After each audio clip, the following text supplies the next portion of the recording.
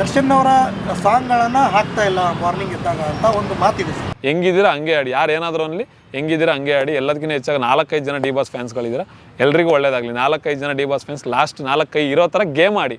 ನಾವು ಸಪೋರ್ಟ್ ಮಾಡಿ, ನೀವು ಫೇಕಾಗಲ್ಲಿ ಹೋಗಿರಿ ಅಂತ ಹೇಳ್ತಾ ಇಲ್ಲ. ಆ 4 ಕೈಗಳು ಸಮೇತ 4 ಲಾಸ್ಟ್ 5 ಕಂಟೆಸ್ಟೆಂಟಲ್ಲಿ ಇರೋ ಥರ ಗೇಮ್ನ ಆಡಿ ಅಲ್ಲಿವರೆಗೂ ಹೋಗಿ ಫೇಕಾಗಿ ಹೋಗ್ಬೇಡಿ ಸರ್. ಬಿಗ್ ಬಾಸ್ ನೋಡ್ತೀರಾ? ಹಾಂ ಸರ್, ನೋಡ್ತೀನಿ. ಬಿಟ್ಸ್ಗಳು ಮತ್ತು ಫ್ರೀ ಆದಾಗ ಅವಾಗ ನೋಡ್ತಾ ಇರ್ತೀನಿ. ಕ್ರೇಜ್ ಇದೆ ಸರ್, ಯಾಕಂದರೆ ಸುದೀಪ್ ಸರ್ ನಡೆಸ್ತಾರಲ್ವಾ. ಸೊ ಆ ಥರ ಲೆಜೆಂಡ್ರಿ ಆರ್ಟಿಸ್ಟ್ಗಳು ನಡೆಸೋಂಥ ಶೋಸ್ಗಳನ್ನ ನಾವು ಅಟ್ಲೀಸ್ಟ್ ಹೆಂಗೆ ಹೋಗ್ತಾ ಇದೆ, ಯಾವ ಥರ ಇರುತ್ತೆ, ನಮಗೂ ಅಲ್ಲಿ ಒಳಗಡೆ ಹೋಗ್ಬೇಕು ಅನ್ನೋ ಆಸೆ ಇದೆಯಲ್ಲ, ಅದಕ್ಕೆ ನೋಡ್ತಾ ಇರ್ತೀವಿ ಸರ್. ಈ ಸೀಸನಲ್ಲಿ ಯಾರೆಲ್ಲ ಇಷ್ಟ ಆಗ್ಬೋದು ನಿಮಗೆ ಸರ್? ಈ ಸೀಸನಲ್ಲಿ ನನಗೆ ರಘು ಸರ್ ಇಷ್ಟ ಆಗಿದ್ದಾರೆ. ಅದಾದಮೇಲೆ ಗಿಲ್ಲಿ ನಟ ಇಷ್ಟ ಆಗ್ತಾರೆ. ಆಮೇಲೆ ಇನ್ನು ಅವರ ಲೇಡೀಸ್ ಕಾವ್ಯ ಅವ್ರು ಇಷ್ಟ ಆಗ್ತಾರೆ. ಸೊ ಈ ಅವರೊಂದು 3 ಜನ ಇಷ್ಟ ಆಗಿದ್ದಾರೆ ಸರ್. ಸರ್, ಗಿಲ್ಲಿ ನಟ ವಿಚಾರಕ್ಕೆ ಬಂದಾಗ 3 ಜನ ಗೆಸ್ಟ್ಗಳು ಬಂದು 4 ಜನ ಗೆಸ್ಟ್ಗಳು, ಆಮೇಲೆ ರಜತ್ ಅಣ್ಣ ಅವರು. ಸೊ ಅವ್ರು ಅಷ್ಟು ಜನ ಗೆಸ್ಟ್ಗಳು ಬಂದು ಗಿಲ್ಲಿನ ಟಾರ್ಗೆಟ್ ಮಾಡಿದ್ರು ಅಂತ ಅನ್ಸುತ್ತಾ ಸರ್? ಟಾರ್ಗೆಟ್ ಮಾಡಿದ್ರು ಅಥವಾ ಗಿಲ್ಲಿ ಇವಾಗ ಸರ್ ಎಷ್ಟು ಜನ ಬಂದು ಟಾರ್ಗೆಟ್ ಮಾಡಿದ್ರು, ಆಟ ಆಡೋನಿಗೆ ಆಟ ಆಡೋ ಅಂತ ಗೊತ್ತಿದ್ರೆ. ಇವಾಗ ಸರ್ ಒಂದು ಕಬಡ್ಡಿ ಅಂದಾಗ 7 ಜನ ಹಿಡಿಯೋಕೆ ರೆಡಿ ಇರ್ತಾರೆ ಸರ್. ಬಟ್ ರೈಡಿಂಗ್ ಹೋಗಿರೋನಿಗೆ ಏನು 7 ಜನ ಟಚ್ ಮಾಡಿ ಆಚೆಗೆ ಬರಬೇಕು ಅನ್ನೋದಿರುತ್ತೆ. ಸೊ ಆ ಥರ ಅವನ ಆಟ ಅವ್ನು ಆಡ್ತಿದ್ದಾನೆ. ಅವ್ನು ಇವಾಗ ರೈಡಿಂಗ್ ಹೋಗಿದ್ದಾನೆ. ಬಟ್ ಆ ಕಡೆಯಿಂದ ಬಂದಾಗ ಅವ್ನಿಗೂ ಒಂದು ಆಪ್ಷನ್ಸ್ ಇರುತ್ತೆ ಹಿಡಿಯೋಕ್ಕೆ. ಸೊ ಆ ಥರ ಅದೊಂದು ಆ ಗೇಮ್ ಅಂತ ಅಂದಾಗ ಸರ್, ಇವಾಗ ಗೇಮ್ ಅಂದಾಗ ಸರ್ ಒಬ್ರನ್ನೊಬ್ರು ದ್ವೇಷ ಮಾಡ್ಕೊಂಡೇ ಆಡಬೇಕು. ಆ ಗೇಮನ್ನು ಗೇಮ್ ಥರನೇ ಆಡಬೇಕು. ನಿನ್ನ ದೋಸ್ತು ಟಚ್ ಮಾಡ್ದಂಗೆ ಹೋಗಿ ಈ ಥರದ್ದೆಲ್ಲ ಇರಲ್ಲ ಸರ್. ಒಬ್ಬ ಟಚ್ ಮಾಡ್ದಂದಾಗ ನಾನು ಏನಕ್ಕೆ ಟಚ್ ಮಾಡ್ದಂದ್ರೆ ನೆಕ್ಸ್ಟ್ ಅದನ್ನು ಟಾರ್ಗೆಟ್ ಮಾಡೋನಿಗೆ ಹೇಳಲೇಬೇಕು. ಅದನ್ನೇ ಗೇಮ್ ಅನ್ನೋದು. ಅಶ್ವಿನಿ ಮೇಡಮ್ ಅವ್ರ ಬಗ್ಗೆ ಏನು ಅನ್ಸುತ್ತೆ ಸರ್? ಅಶ್ವಿನಿ ಮೇಡಮ್ ಬಗ್ಗೆ ಆಟ ಆಡ್ತಿದ್ದಾರೆ ಇಸ್ ಪ್ಲೇಯರ್. ಹೆಂಗೆ ಅಂದರೆ ಇವಾಗ 7 ಜನ ನಿಂತ್ಕೊಂಡಿದ್ದಾಗ ಅಲ್ಲಿ ಮಧ್ಯದಲ್ಲಿ ಯಾರಾದರೂ ಒಬ್ಬರು ಜಸ್ಟ್ ಟಾಕಲ್ಲಿ ಅಥವಾ ಇನ್ನೊಂದರಲ್ಲಿ ಹೈಪ್ ಮಾಡೋರು ಬೇಕಿರ್ತಾರೆ. ಸೊ ಆ ಥರ ಒಂದು ಅವ್ರು ಟಾಕಲ್ಲಿ ಇರ್ಬೋದು, ಮತ್ತು ಅವ್ರು ಇದೀನಿ ಅಂತ ತೋರಿಸ್ಕೊಳ್ಳೋಂಥ ರೀತಿಯಲ್ಲಿ ಹೈಪ್ ಮಾಡ್ತಾ ಇದ್ದಾರೆ ಅನ್ನೋ ಒಂದು ಫೀಲಿಂಗ್ಸ್ ಇದೆ ನನಗೆ. ಈಗ ರಜತ್ ಮತ್ತು ಚೈತ್ರ ಅವರು ಹಾಂ ಸರ್ ವೈಲ್ಡ್ ಕಾರ್ಡ್ ಎಂಟ್ರಿ ಆಗಿ ಬಂದಿದ್ದಾರೆ ಸೀಸನ್ ಅವರು. ಹಾಂ ಸರ್, ಅದು ಇಷ್ಟ ಆಯ್ತಾ? ಏನು ಬೇರೆ ಹೊಸಬ್ರು ಬರಬೇಕಿತ್ತ ಸರ್? ಸರ್ ನನಗೆ ರಜತ್ ಅಣ್ಣ ಇಷ್ಟ ಆಯಿತು. ಬಟ್ ಚೈತ್ರ ಅವ್ರ ಬದಲು ಸಂಗೀತ ಶೃಂಗೇರಿ ಬಂದಿದ್ರೆ ಇಟ್ಸ್ ಬಿಗ್ ಇನ್ನೂ ಸಖತ್ತಾಗಿರೋದು ಅನ್ನೋ ಒಂದು ಫೀಲಿಂಗ್ಸ್ ಇದೆ ಸರ್ ನನಗೆ. ಕೆಲವರು ಹೊಸಬ್ರನ್ನ ತಗೋಬೇಕಿತ್ತು, ಹಳಬ್ರೆ ಬೇಡ ಅಂತ. ನಮಗೆ ಚಾನ್ಸ್ ಕೊಟ್ಟಿದ್ರೆ ನಾವೇ ಸೈಕ್ ಮಾಡ್ತಿದ್ವಿ ಸರ್. ನಮಗೆ ಚಾನ್ಸ್ ಕೊಡಲಿಲ್ಲ, ನಮಗೆ ಕೊಟ್ಟಿದ್ರೆ ಇನ್ನೂ ಸಖತ್ತಾಗಿರೋದು. ಬಿಗ್ ಬಾಸ್ ಹೇಳ್ತಾ ಬರೀ ಹಳೆ ಮುಖ ನೋಡಿ, ನಾವು ಲಾಸ್ಟ್ ಇಯರ್ ನೋಡಿದೀವಿ. ಈ ವರ್ಷ ಆ ಮಧ್ಯೆ ಮುಖಗಳನ್ನು ನೋಡ್ಬೇಕಾ ಅನ್ನೋದು ಒಂದು ಕ್ವಶನ್ ಸರ್. ಮುಖಗಳು ಅನ್ನೋದಕ್ಕಿಂತ ಇವಾಗ ನೆಕ್ಸ್ಟ್ ಅವ್ರ ಪ್ಲಾನಿಂಗ್ಸ್ ಏನಿದೆ ಅಂತ ಗೊತ್ತಿಲ್ಲ. ಡೈರೆಕ್ಟರ್ ಪ್ಲಾನಿಂಗ್ಸ್ ಇರ್ಬೋದು, ಅಥವಾ ಒಳಗಡೆ ಗೇಮ್ಸ್ಗಳು ಏನೇನು ಪ್ಲಾನಿಂಗ್ಸ್ ಇರುತ್ತೆ. ಯಾಕಂದರೆ ಇವಾಗ ಇನ್ನೂ ಮುಕ್ಕಾಲು ಭಾಗ ಬಿಗ್ ಬಾಸ್ ಇದೆ. ಸೊ ಅದು ಪ್ಲಾನಿಂಗ್ಸ್ ಏನಿರುತ್ತೆ ಅಂತ ಗೊತ್ತಿರಲ್ಲ. ಮತ್ತು ರಜತ್ ಅಣ್ಣ ಅವ್ರನ್ನ ಪರ್ಟಿಕ್ಯುಲರಾಗಿ ಅಲ್ಲಿ ಹಾಕಿದ್ದಾರೆ ಅಂತಂದರೆ, ನನಗೆ ಇವಾಗ ರಜತ್ ಅಣ್ಣ ಮತ್ತು ಇವರೆಲ್ಲ ಹಾಕಿದ್ರಲ್ಲ, ನನಗೆ ಒಂದು 3 ಜನ ಎಕ್ಸ್ಪೆಕ್ಟೇಷನ್ ಆ ಥರ ಮತ್ತೆ ರಿಟರ್ನ್ ಆಗ್ತಾರೆ ಅಂತಂದರೆ, ಒಂದು ವಿನಯ್ ಅವರು ಆನೆ ಅಂತ ಹೇಳ್ಬಿಟ್ಟು ಸೌಂಡ್ ಮಾಡಿದ್ರಲ್ಲ ಅವರು, ಮತ್ತು ಸಂಗೀತ ಶೃಂಗೇರಿ, ರಜತ್ ಅಣ್ಣ, ಇವ್ರು 3 ಜನ ಹೋಗಿದ್ರೆ ಅಟ್ಲೀಸ್ಟ್ ಚೆನ್ನಾಗಿರೋದು, ಒಂದು ಕಾಂಪಿಟೇಷನ್ ಇರೋದು ಅನ್ನೋ ಫೀಲ್ ಆಯಿತು. ಸೋಷಿಯಲ್ ಮೀಡಿಯಾದಲ್ಲಿ ವೈರಲ್ ಆಗ್ತಾ ಇದೆ. ಲಾಯರ್ ಜಗದೀಶ್ ಮತ್ತು ರಂಜಿತ್ ಇರಲ್ಲ, ಲಾಸ್ಟ್ ಟೈಮ್ ಹೆಲ್ಮೆಟ್ ಮಾಡಿ ಹೊರಗಡೆ ಕಳ್ಸ್ಕೊಟ್ಟಿದ್ರಲ್ಲ, ಅವ್ರು ಬರ್ಬೋಗಿತ್ತು ಪ್ಲೇಸಲ್ಲಿ. ಅಟ್ಲೀಸ್ಟ್ ಲಾಸ್ಟ್ ಇಯರ್ ಜಾಸ್ತಿ ಆಡಿಲ್ಲ ಅವರು, ಅಟ್ಲೀಸ್ಟ್ ಅವ್ರು ಈ ಇಯರ್ ಆಡ್ಬೋದಿತ್ತು ಅಂತ ಹೇಳ್ತಿದ್ರು ಸರ್. ಜಾಸ್ತಿ ಆಡಿದ್ದಾರೆ ಅನ್ನೋರಿಗೆಲ್ಲ ಚಾನ್ಸ್ ಕೊಡಬೇಕು ಅಂದರೆ ಫಸ್ಟೇ ವರ್ಕ್ ಆಚೆ ಹೋದ್ರೆ ಒಳಗಡೆ ಕರ್ಸ್ಬೇಕಾಯ್ತದೆ. ಸಾಕು ಸರ್, ಕೆಲವರೆಲ್ಲ ಬಂದ್ಬಿಟ್ರೆ ತಲೆ ತಿಂದ್ಬಿಡ್ತಾರೆ ಬಿಗ್ ಬಾಸ್ ಒಳಗಡೆ. ಯಾಕೆ ಬೇಕು ಸರ್? ಆಚೆಗೆ ಬಂದಾಗ ಮತ್ತೆ ಅದೇ ಒಂದು ಟ್ರೆಂಡು. ಆಚೆಗೆ ಬಂದು ಮತ್ತೆ ಮತ್ತೆ ಇದು ಬಿಗ್ ಬಾಸಿಂದ ಆಚೆಗೆ ಬಂದ್ಮೇಲೆ ಕೆಲವರಿಗೆಲ್ಲ ನಮ್ಮ ಬಾಸ್ ಹೆಸರೇ ಬೇಕು. ಮತ್ತೆ ತಿರುಗಿ ಮುರುಗಿ ಸಿನಿಮಾ ಟೈಮಲ್ಲಿ ಅವ್ರನ್ನೆಲ್ಲ ಕರ್ಕೊಂಬಂದು ಯಾಕೆ ಬೇಕು ಹೇಳಿ ನಮಗೆ? ಸರ್, ಮೂರ್ತಿ ಚಿಕ್ಕದಾದ್ರೂ ಕೀರ್ತಿ ದೊಡ್ಡದು. ಆ ಹುಡುಗಿ ಇವಾಗ ಕನ್ನಡ ಸರಿಯಾಗಿ ಮಾತಾಡ್ತಾ ಇಲ್ಲ, ಅದು ಇದು ಅನ್ನೋದಕ್ಕಿಂತ ಹೆಚ್ಚಾಗಿ ಮಂಗಳೂರು ಭಾಷೆಯಲ್ಲಿ ಮಾತಾಡ್ತಾ ಇದ್ದಾರೆ. ಸೊ ಅವರು ಸರ್ ಇವಾಗ ಕೆಲವ್ರಿಗೆ ಕನ್ನಡ ಸರಿಯಾಗಿ ಮಾತಾಡೋಕ್ಕೆ ಬರಲ್ಲ. ಇವಾಗ ಇನ್ನು ಕೆಲವ್ರಿಗೆ ಹೇಳಿದ್ದನ್ನು ಅರ್ಥ ಮಾಡ್ಕೊಳಕ್ಕೆ ಆಗದೇ ಇರೋಂಥವ್ರು ಇದ್ದಾರೆ. ಇನ್ನು ಕೆಲವರು ಆಟ ಆಡಿದ್ದನ್ನು ನೆಗೆಟಿವ್ ಅಂತ ಹೇಳೋರು ಇದ್ದಾರೆ. ಸೊ ಎಲ್ಲ ಥರ ಕಂಟೆಸ್ಟೆಂಟ್ಸ್ ಇದ್ರೇ ಅದೊಂದು ಗೇಮ್ ಅನ್ನೋ ಥರ ಕಾಣೋದು. ಇವಾಗ ಗೆದ್ದೋನಿದ್ದಾಗಲೇ ಸೋಲೋನಿದ್ದಾಗಲೇ ಗೆದ್ದೋನಿಗೆ ಬೆಲೆ ಸಿಗೋದು ಸರ್. ಎಲ್ಲರೂ 100% ಇವಾಗ ಎಲ್ಲರೂ ಒಂದು ಸ್ಕೂಲಲ್ಲಿ ಎಲ್ಲರೂ 100% ಮಾರ್ಕ್ ತೆಗೆದ್ರೆ ಟೀಚರ್ಸ್ಗಳಿಗೆ ಬೆಲೆ ಇರಲ್ಲ ಸರ್. ಸೊ ಹಂಗಾಗಿ ಎಲ್ಲ ಏರುಪೇರುಗಳು ಇರಬೇಕು, ಅದನ್ನು ನಡೆಸೋಕ್ಕೆ ಒಬ್ಬರು ಮೇಸ್ಟ್ರು ಇರಬೇಕು. ಆ ಥರ ನಡೆಸ್ತಾ ಇದ್ದಾರೆ ಸುದೀಪ್ ಸರ್. ಆ ಏರುಪೇರುಗಳನ್ನ ತಿದ್ದಿ, ಮತ್ತು ಆ ಥರ ಏರುಪೇರು ಇದ್ದಾಗಲೇ ನೋಡೋರ್ಗೂ ಸಮೇತ ಒಂದು ವಾವ್ ಅನ್ನೋ ಥರ ಫೀಲ್ ಆಗೋದು. ಎಲ್ಲರೂ ಒಂದೇ ಥರ ಗೇಮ್ ಮಾಡಿದ್ರೆ ಎಲ್ಲರೂ ಒಂದೇ ಲೆವೆಲಿಗೆ ಇದ್ದರೆ ಚೆನ್ನಾಗಿರಲ್ಲ ಅದು. ಆ ಹುಡುಗಿಂದ ಎಂಟರ್ಟೈನ್ಮೆಂಟ್ ಇದೆ, ಆ ಹುಡುಗಿನೂ ಚೆನ್ನಾಗಿ ಆಡ್ತಿದ್ದಾಳೆ ಕೂಡ. ಈ ಸಲ ಸುದೀಪ್ ಸರ್ ಮೇಲೆ ತುಂಬ ಜನ ಅಸಮಾಧಾನವರಾಗ್ತಿದ್ದಾರೆ. ಕಳೆದ ಸೀಸನ್ಗಳಲ್ಲಿ ನಡೆಸ್ತಾರೆ, ಈ ಸಲ ನಡೆಸ್ತಾ ಇಲ್ಲ, ಒಂದು ಸೈಡ್ ಮಾಡ್ತಾರೆ, ಕೆಲವರಿಗೆ ಫೇವರಿಸಮ್ ಮಾಡ್ತಾರೆ ಅನ್ನೋ ಇದು ಸರ್. ಅಪ್ಪಂಗೆ ಫೇವರಿಸಮ್ ಮಾಡೋಂಥದ್ದು ಏನಿದೆ ಸರ್? ಅವ್ರದ್ದೇನು ಸರ್? ಫೇವರಿಸಮ್ ಮಾಡೋಕ್ಕಲ್ಲಿರೋರು ಯಾರು ಸರ್? ಅಲ್ಲಿ ಎಷ್ಟೇ ಫೇವರಿಸಮ್ ಮಾಡಿದ್ರು ಒಂದಲ್ಲ ಒಂದಿನ ಬಿಗ್ ಬಾಸ್ ಮನೆ ಅನ್ನೋದು ಮುಗಿಯುತ್ತೆ, 100 ದಿನಕ್ಕೆ ಆಚೆ ಎಲ್ಲರೂ ಬಂದೇ ಬರ್ತಾರೆ. ಸೊ ಅವ್ರು ಫೇವರಿಸಮ್ ಮಾಡೋಂಥ ಅವಶ್ಯಕತೆ ಇಲ್ಲ ಸರ್. ಅಲ್ಲಿರೋರು ಯಾರನ್ನು ಏನು ಸುದೀಪ್ ಸರ್ ಮಕ್ಳು ಯಾರಾದರೂ ಇದ್ದಾರಾ, ಅಥವಾ ಫ್ಯಾಮಿಲಿ ಯಾರಾದರೂ ಅಣ್ಣ ತಮ್ಮದಿರಿದ್ದಾರೆ ಸರ್?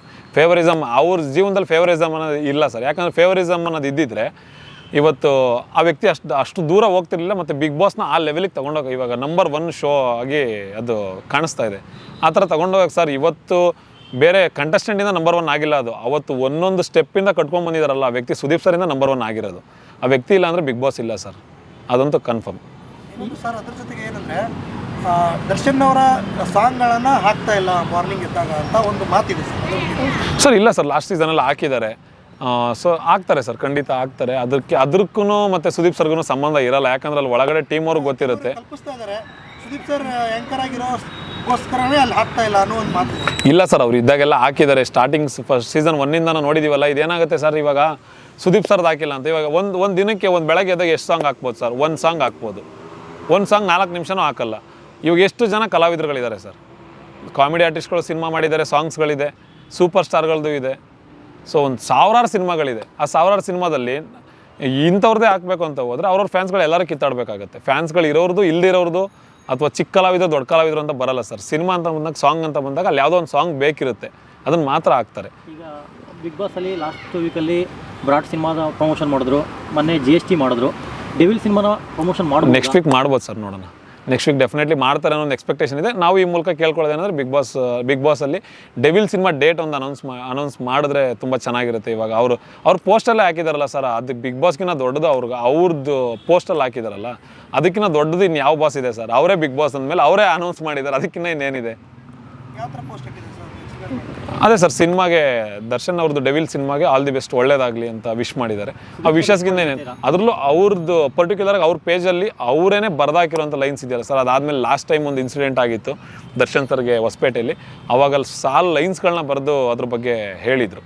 ಅದಕ್ಕಿಂತ ಇನ್ನೇನು ಬೇಕು ಸರ್? ಆ ವ್ಯಕ್ತಿ ಅದಾದಮೇಲೆ ಇತ್ತೀಚೆಗೆ ಒಬ್ಬರು ಆ್ಯಂಕರ್ ಹೆಸರು ಬೇಡ, ಆ್ಯಂಕರ್ ಕೇಳ್ತಾರೆ, ಇದಾಗುತ್ತೆ ಅಂತ ಗೊತ್ತಿತ್ತಾ ನಿಮಗೆ, ಇದಾಗಬೇಕಾಗಿತ್ತಾ, ಹಂಗೆ ಹಿಂಗೆ ಅಂತ ಕೇಳಿದಾಗ ಒಬ್ಬರು ಚೆನ್ನಾಗಿಲ್ಲ ಅಂತಂದಾಗ ಎದುರುಗಡೆ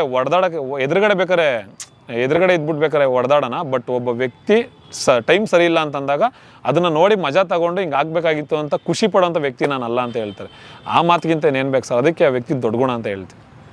ಯಾರು ಸರ್ ಈ ಸಲ ಫೇವ್ರೇಟು ಸರ್ ಬಿಗ್ ಬಾಸಲ್ಲಿ ಫೇವ್ರೇಟ್ ಅಂತ ಸರ್ ಇವಾಗ ಫೇವ್ರೇಟ್ ಅಂತ ತಗೊಳ್ಳೋ ಅಂಥದ್ದು ಅಲ್ಲ. ಅದು ಗೇಮ್ ಅಂದರೆ ಯಾರು ಚೆನ್ನಾಗಿ ಆಡ್ತಾರೆ ಅವರು. ಚೆನ್ನಾಗಿ ಆಡ್ತಾ ಇದ್ದಾರೆ ಸರ್. ಇವಾಗ ಅದೇ ಹೇಳಿದ್ನಲ್ಲ ಸರ್, ಗಿಲ್ಲಿ ಚೆನ್ನಾಗಿ ಆಡ್ತಾ ಇದ್ದಾನೆ, ಆಮೇಲೆ ಚಿಕ್ಕ ಹುಡುಗಿ ಚೆನ್ನಾಗಿ ಆಡ್ತಾ ಇದೆ.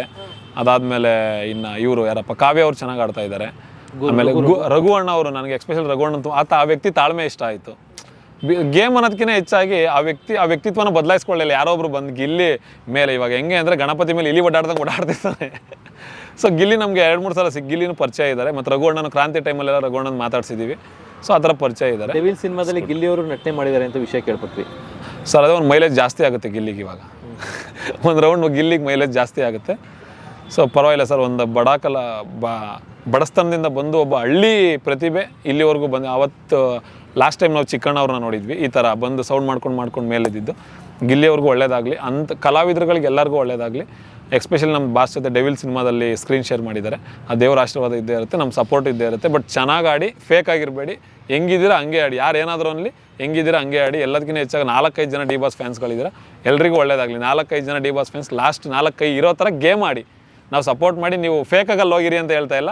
ಆ 4 ಕೈಗಳು ಸಮೇತ 4 ಲಾಸ್ಟ್ 5 ಕಂಟೆಸ್ಟೆಂಟಲ್ಲಿ ಇರೋ ಥರ ಗೇಮ್ನ ಆಡಿ ಅಲ್ಲಿವರೆಗೂ ಹೋಗಿ ಫೇಕಾಗಿ ಹೋಗ್ಬೇಡಿ. ಈಗ 4 ಜನ ಡಿ ಬಾಸ್ ಫ್ಯಾನ್ಗಳಿದ್ದಾರೆ ಅಲ್ಲಿ ಅಂತ ಹೇಳಿದ್ರೆ ನಿಮ್ಮ ಸಪೋರ್ಟ್ ಯಾರಿಗೆ?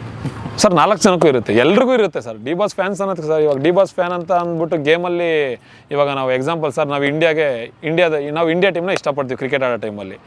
ಇವಾಗ ಲಾಸ್ಟ್ ಟೈಮು ಚೆನ್ನೈ ಮೇಲೆ ಶಫರ್ಡ್ ಸಖತ್ತಾಗಿ ಆಡಿದ್ರು. ABD ವಿಲಿಯರ್ಸ್ ಸೌತ್ ಆಫ್ರಿಕಾದವರು ನಮ್ಮ RCBಲಿ ಆಡ್ತವ್ರೆ, ಅವ್ರಿಗೆ ಸಪೋರ್ಟ್ ಮಾಡಲ್ವಾ? ಸೊ ಆ ಥರ ಗೇಮ್ ಅಂತ ಬಂದಾಗ ಗೇಮ್. ಧ್ರುವಂತ್ ಬಗ್ಗೆ ಸರ್, ಧ್ರುವಂತ್ ನೋಡಿದ್ದೀರಾ? ಹಾಂ ಸರ್. ಯಾವ ಥರ ಆಡ್ತಾ ಇದ್ದಾರೆ ಸರ್ ಅವರು ಆ ಟೈಮ್ ಆ ಕಡೆ ಒಂದು ಲೆವೆಲಿಗೆ ಬ್ಯಾಲೆನ್ಸ್ ಮಾಡ್ಕೊಂಡು ಆಡ್ತಾ ಇದ್ದಾರೆ ಅಷ್ಟೇ. ಆ ಕಡೆಯಿಂದ ಈ ಕಡೆಯಿಂದ ಆ ಕಡೆ ಏನು ಬೇಕಂಗೆ. ಬಟ್ ಅದು ಅವರಿಗಲ್ಲಿ ಅವ್ರು ಅಂದ್ಕೊಂಡಿದ್ದಾರೆ ಇಲ್ಲಿ ಮಾತ್ರ ತೋರಿಸ್ತಾರೆ ಅಂತ 2 ಕಡೆದು ನೋಡ್ತಾ ಇರೋದ್ರಿಂದ ಓಕೆ ಬ್ಯಾಲೆನ್ಸ್ ಮಾಡಿಕೊಂಡು, ಅಂದರೆ ಎಲ್ಲ ಥರ ಪ್ಲೇಯರ್ಸ್ ಇರಬೇಕು ಅಂತ ಅವ್ರು ತೋರಿಸ್ತಾ ಇದ್ದಾರೆ. ಅವರು ನಾನು ಒಬ್ಬನೇ ಕರೆಕ್ಟ್ ಆಗಿದ್ದೀನಿ ಅಂತ ಅನ್ಕೊಂಡಿದ್ದಾರೆ ಸರ್. ಎಲ್ಲರಿಗೂ ಅವ್ರವ್ರು ಕರೆಕ್ಟಾಗಿ ಅಂದ್ಕೊಳ್ತಾರೆ ಸರ್. ಅವ್ರ ಆತ್ಮಸಾಕ್ಷಿಗೆ ಗೊತ್ತಿರುತ್ತೆ ನಾನು ಏನು ಮಾಡ್ತಿದ್ದೀನಿ ಅಂತ. ಸೊ ಅವ್ರವ್ರ ಆತ್ಮಸಾಕ್ಷಿಗೆ ಗೊತ್ತಿದ್ರು ಆಚೆ ಏನು ಮಾಡೋಕ್ಕಾಗುತ್ತೆ, ಪೋಟ್ರೆ ಮಾಡ್ಕೋಬೇಕಲ್ಲ. ನಾನು ಸೂಪರ್, ನಾನು ಸಖತ್ತಾಗಿದ್ದೀನಿ ಅಂತ ಮಾಡ್ಕೋತಾ ಇದ್ದಾರೆ. ಈಗ ರಘು ಅವ್ರ ಬಗ್ಗೆ ಮೀಟ್ ಮಾಡಿದ್ದೀನಿ ಅಂದರೆ ಹೇಗೆ ಅವರು sir? Very good heart person. Simple ಆಗಿ ಹೇಳ್ಬೇಕಂದ್ರೆ ತುಂಬ ಸ್ವೀಟ್ ಆ್ಯಂಡ್ ಸಾಫ್ಟ್ ಪರ್ಸನ್ ಅಷ್ಟೇ. ನೋಡೋಕೆ ರಫ್ ಕಾಣ್ತಾರೆ, ನೋಡೋಕ್ಕೆ ಅಜಾನುಭಾವ ಥರ ಕಾಣಿಸ್ತಾರೆ. Very sweet and soft person.